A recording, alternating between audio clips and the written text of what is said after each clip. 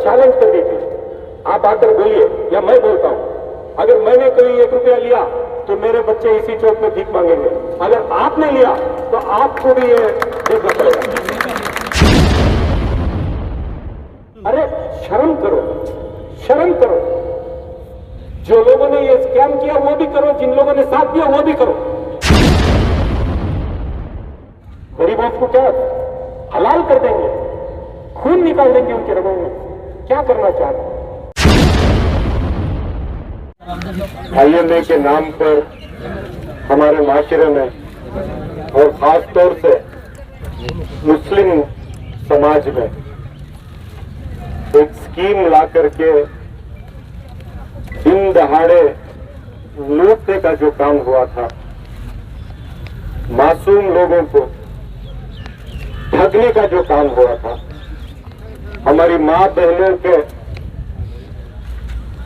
अरमानों को कुचलने का जो काम हुआ था, लाखों के लोगों के ख्वाबों में एक बहुत बड़ी जन्नत दिखा करके उनकी जमा पूंजी, उनकी मेहनत का पैसा, खून पसीने से जमाया हुआ थोड़ा सा जो सरमाया था, उसको जिस तरीके से लूटा गया, आपस में बांट लिया गया और पूरी कौम को, पूरे समाज को सड़क पर छोड़कर चले गए, ये हमारे सामने हुआ है, ये कोई पीछे नहीं, आंख के सामने दिन दहाड़ा जो लूट है। चोर तो रात को आता है, डकैत तो कहीं जंगल बियाबान में लूटता है, शहर के अंदर दिन दहाड़े लूटा गया, करोड़ों रुपए, हजारों के करोड़ रुपए, कई लाख लोगों के लूटे गए। उस जमाने से मैं बोलता चला आ रहा था, इसमें प्रॉब्लम है, ये गिरने वाला है, ऐसा बिजनेस नहीं चलता किसका भी, कैसे चला सकते हैं लोग। अल्लाह थोड़ी मुझे समझ दी थी, तालीम मेरे वालिदैन ने मुझे दी, मैंने सोचा ऐसा बिजनेस मॉडल हो ही नहीं सकता, कहां से पैसा ला के किसको देंगे, लेकिन उस वक्त कोई सुनने के हालात में नहीं था। मासूम कौम को ठगने का काम हुआ। उसके बाद आज तक जो हुआ है पिछले 3 साल,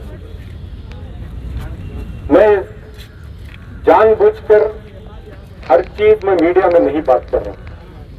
मैं इसलिए नहीं बात कर रहा हूं कि आज भी जो लोग इसमें मुलविस हैं, इसमें जो इन्वॉल्व हैं, ये लोग आज भी पावरफुल, आज भी रूलिंग पार्टी के साथ हैं। सियासत का पैंतरा इधर भी बदलते हैं, उधर भी बदलते हैं। जो हम काम करते हैं वो पुख्ता होना चाहिए। तो मैं सिर्फ 5 मिनट में जो काम हुआ है मैं वो आपको समझाना चाहता हूं।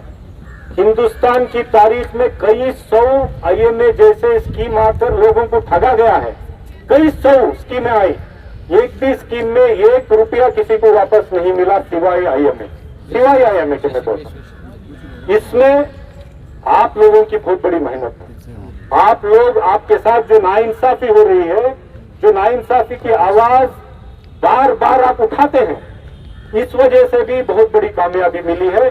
आप लोगों के मातहत देता हूं, लेकिन चंद छोटी सर्विस इसमें मेरी भी लगी हुई।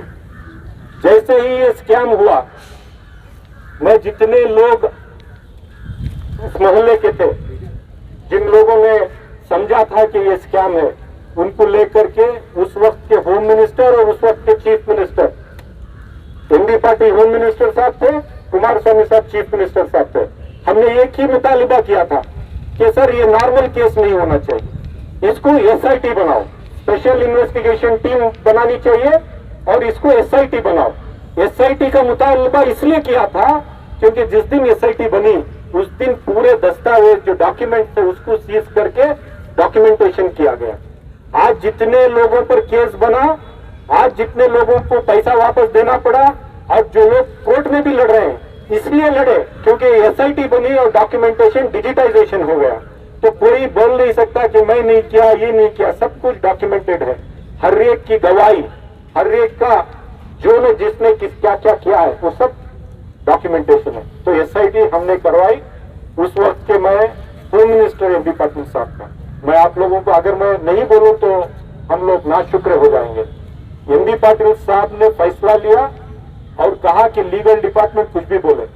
उन्होंने कहा कि हर बार स्कैम होता है, हर बार नया एसआईटी बनाएंगे क्या? उन्होंने कहा नहीं, आईएमए का ये स्कैम है, बहुत बड़ी तादाद में लोगों का पैसा गया है, इसका एसआईटी बनना चाहिए।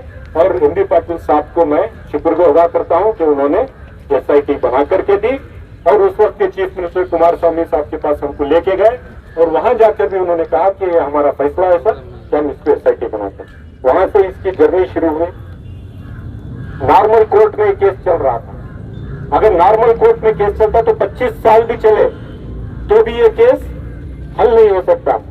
आप जानते हैं कि ये केस स्पेशल कोर्ट में करवाने के लिए आज के जो लॉ मिनिस्टर हैं माधव स्वामी साहब के साथ 4 मीटिंग की है, ऑन रिकॉर्ड लिख के दिया। फिर उन्होंने काम शुरू किया, स्लो हो रहा था तो असेंबली में बात किया असेंबली में कि इसको स्पेशल ट्रैक कोर्ट में डालना है, नॉर्मल कोर्ट से काम नहीं चलेगा। तो ये केस स्पेशल ट्रैक कोर्ट में आया, तब इसकी ये आगे बढ़ी। इसका जो कॉम्पिटेंट अथॉरिटी का जो इन्होंने बनाया था, कॉम्पिटेंट अथॉरिटी हुकूमत ने, वो तो हमारा आपका सबका मुतालबा था। कॉम्पिटेंट अथॉरिटी बना दिया हर्ष गुप्ता साहब को।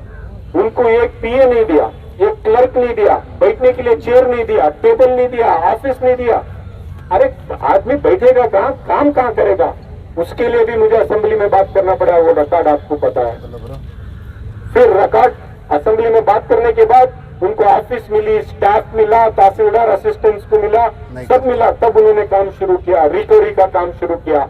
आज जितने 6,500 लोगों को जो पैसा मिला है और जितनी प्रॉपर्टी अटैच हुई है उसमें हर्ष गुप्ता कॉम्पिटेंट अथॉरिटी बन करके बहुत बड़ी मेहनत किए हैं। तकरीबन हर 15 दिन में, हर महीने में मेरी उनसे बात हो रही थी। आप जैसे अलग अलग लोग भी आईएमए के लिए जो काम कर रहे थे, जो आपने बताया कि ये कमजोरी है, यहाँ बात करो, वहां बात करो, तो कंटिन्यूअस मैंने बात की। यहाँ तक के केपीआईडी कानून जो इन्होंने बनाया है, जिस कानून के तहत ये केस चलना है, वो कानून उतना मजबूत कानून नहीं है कि लोगों को सजा मिल जाए।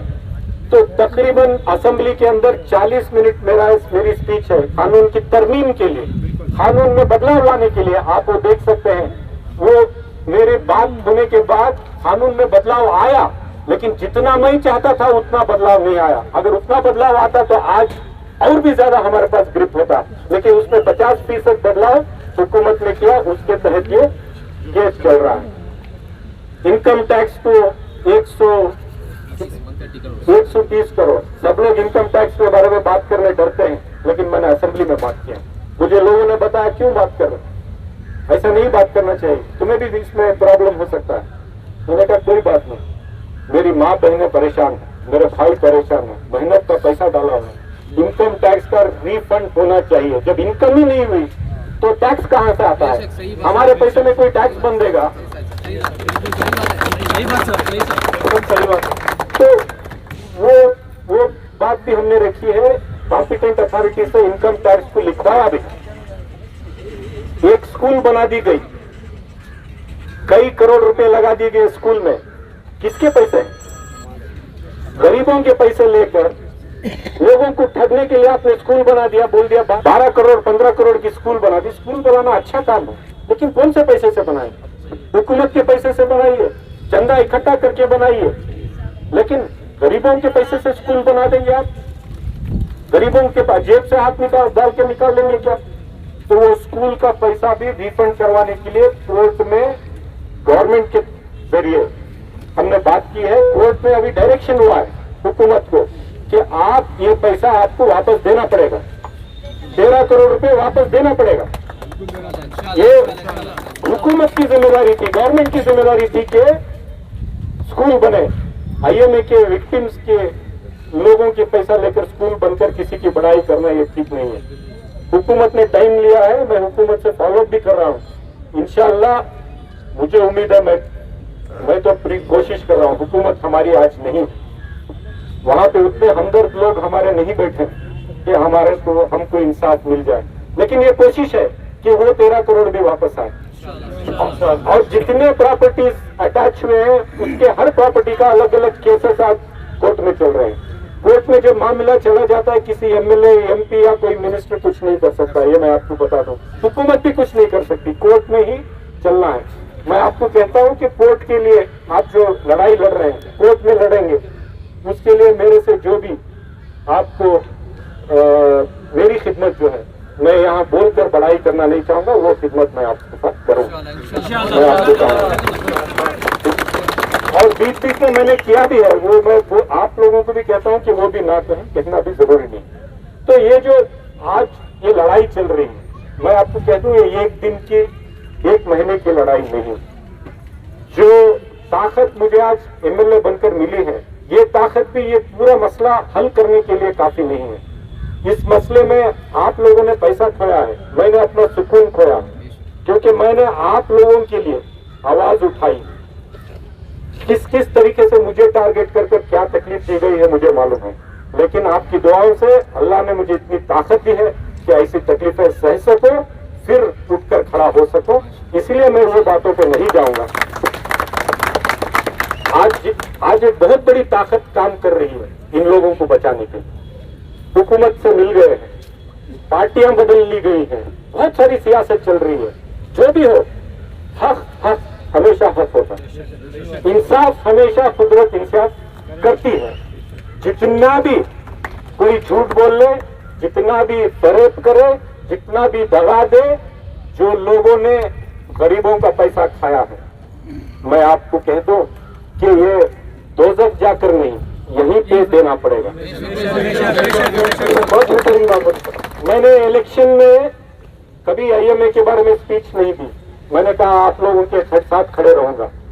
अभी बहुत सारे काम किए हैं जो मैं अभी यहाँ खड़कर बोलकर उसमें जाना नहीं चाहूंगा। मैं ये कह रहा हूँ आपके साथ आखिरी तक रहूंगा, लेकिन मैंने इलेक्शन जीतने के बाद चौक में खड़े होकर के एक बात की थी। इस मसले में बहुत सारे लोगों ने पैसे खाए, बहुत सारे लोगों ने पैसे खाए। मैंने कहा चैलेंज कर दीजिए, आप आकर बोलिए या मैं बोलता हूं, अगर मैंने कोई 1 रुपया लिया तो मेरे बच्चे इसी चौक में भीख मांगेंगे। अगर आपने लिया तो आपको भी ये देखना पड़ेगा। इलेक्शन में नहीं कही थी, इलेक्शन के बाद कही थी। मैं आपको ये कह रहा हूं कि ये एक इबरतनाक केस होना चाहिए। इसके बाद और कोई आईएमए नहीं आना चाहिए, और कोई लूट नहीं होनी चाहिए, और कोई फरेब नहीं होना चाहिए। मासूम लोगों को ठगने का काम, गरीबों की मेहनत का खून पसीने की कमाई को लूटने का काम नहीं होना चाहिए। इतने पैसे की जरूरत नहीं है जिंदगी गुजारने के लिए, इतने पैसों की जरूरत नहीं है। और किसी को खत्म करके, किसी को जो आज मैंने देखा है आईएमए, मैंने देखा है आईएमए में, खास तौर से आईएमए नहीं, कोई एम्बिडेंट, कोई आला, अजमेरा, मुजारिबा और क्या इंजाज, कितने सारे हीरा। अरे शर्म करो, शर्म करो। जो लोगों ने ये स्कैम किया वो भी करो, जिन लोगों ने साथ दिया वो भी करो। कितना करेंगे ये मासूम कौम को, कितना ठगेंगे? इतनी इसकी जरूरत नहीं। मैंने आईएमए में एक चीज देखी है, जिन लोगों ने आपको धोखा दिया उन्होंने ये पाया, हमारे आंख के सामने हमने देखा। आसमान से जमीन पर फेंक दिया गया। मतलब आप लोगों के दिल की जो बदुआ है, आह है, ये लगी है। इंसाफ, लेकिन जब तक ये इतना काफी नहीं है। 2 चीजें इसमें होनी है।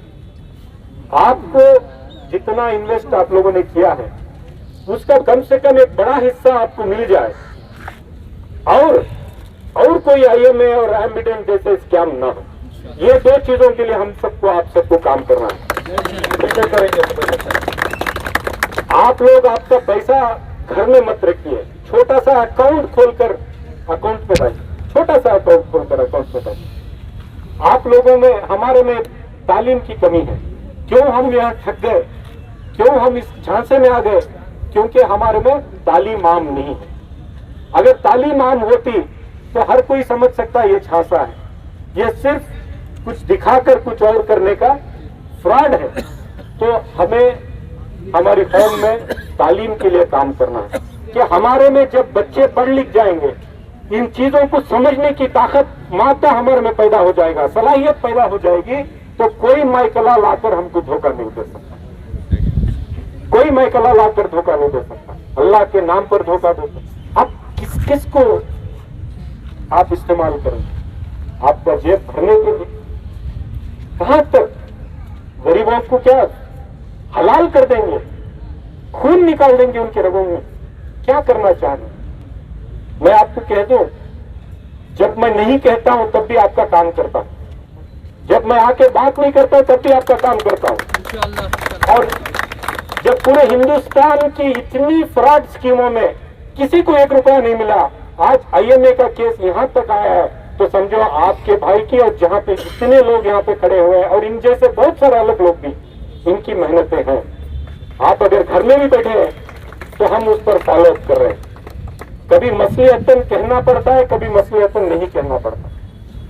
कभी मुझे लोग बोलते हैं बोल नहीं रहे इस पे, हर दिन बोलना और नतीजा कुछ नहीं आना, इससे अच्छा कम बोलो, कुछ तो नतीजा निकले, ये मैं मानता हूं।